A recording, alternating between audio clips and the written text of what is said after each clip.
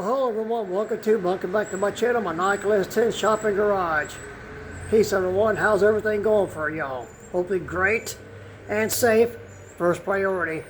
Okay, here's another part 2, and how many more parts I don't know, on my s10 aveo LT 1.6 on the clutch master brake cylinder swap out. I'm not going to get all this done today, but I'm keeping you updated as I go along. And here we go. Okay. For the hose, on the clutch slave cylinder, if it'll focus, work at this till I get, whoops. If you can't read it, it's blurred. 5/16 inch or 8 mil, not made for fuel injection. But it's the hose I already have. It's good, and it is right at 9 inches long, and it's going to work. There's a slave cylinder for the clutch, to where the line hooks up to it. And if you can see this, that yellow dot, hold on.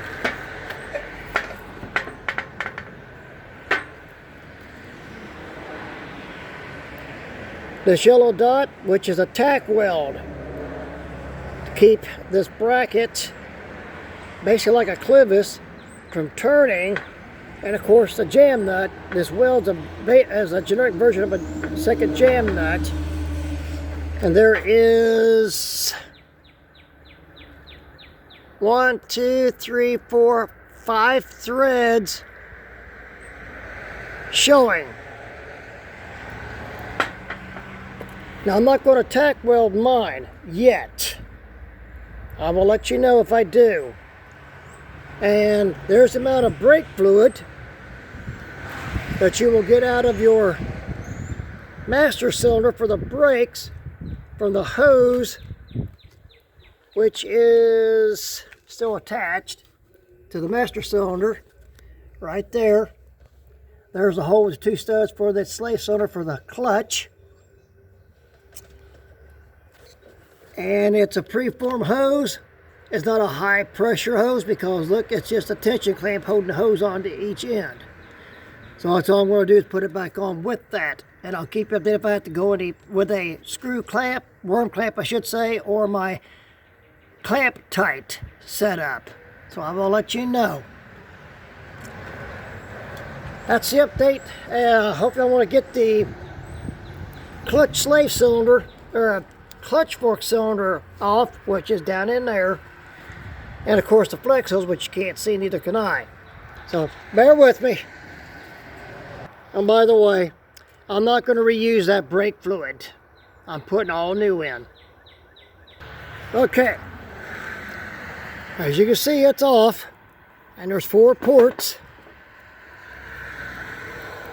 Trying to see this in the sunlight, so let me bring it up here a bit. 2 ports, 2 more ports, 4 total. That port right there, by itself, that's for the clutch. And the nut to this stud here, be careful because it's tight in there to get it off. Doing it this way, it's tight. I'll get this all cleaned up and have to re-bleed this whole system out. And if you can see it, whoops, maximum level, I'll knock it over. Maximum level, minimum level. And what hasn't leaked out, that's what you'll get at a pint of brake fluid. Nope, you heard right, brake fluid. They don't use hydraulic fluid into this. And also what I'm finding out is, okay, give me a second here,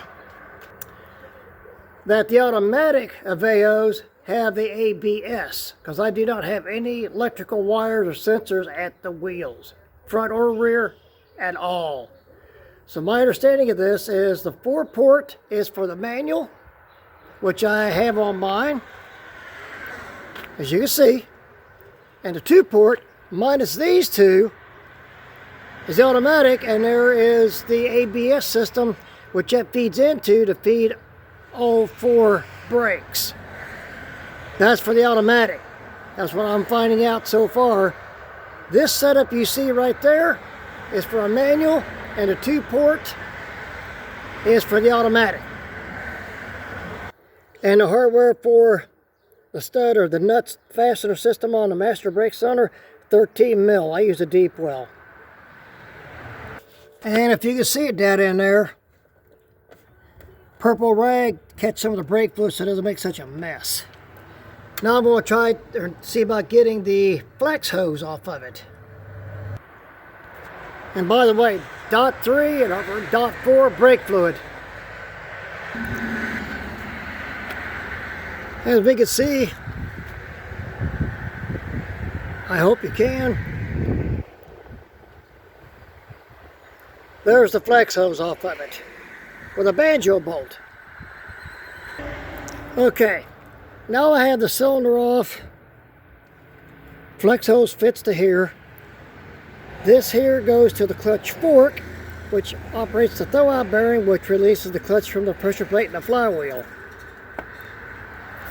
A little bit of grease on this is what I'm going to do there. And the same down here on the clutch fork. If you can see it, where... Oh, hands it. Okay. Which is... right there.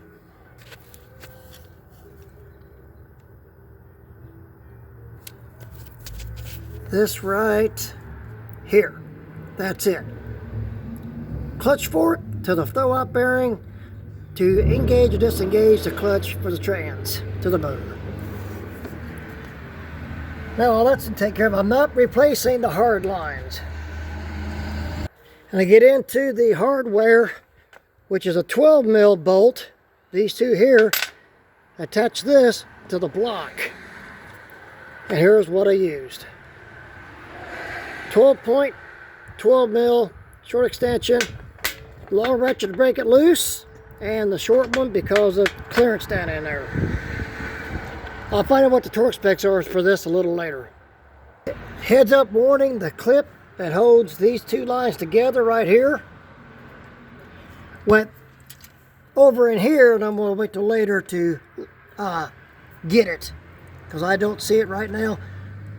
I'll let you know. And what this little spring button thing is for, I don't know. So I'll look at that a little later and find out what that's for. Okay, everyone, that's all for now. Part 3 or more parts coming up. So on that note, that's all for today. Peace out. Keep the wrenches turning. Easy on the knuckles and stay safe. Be safe.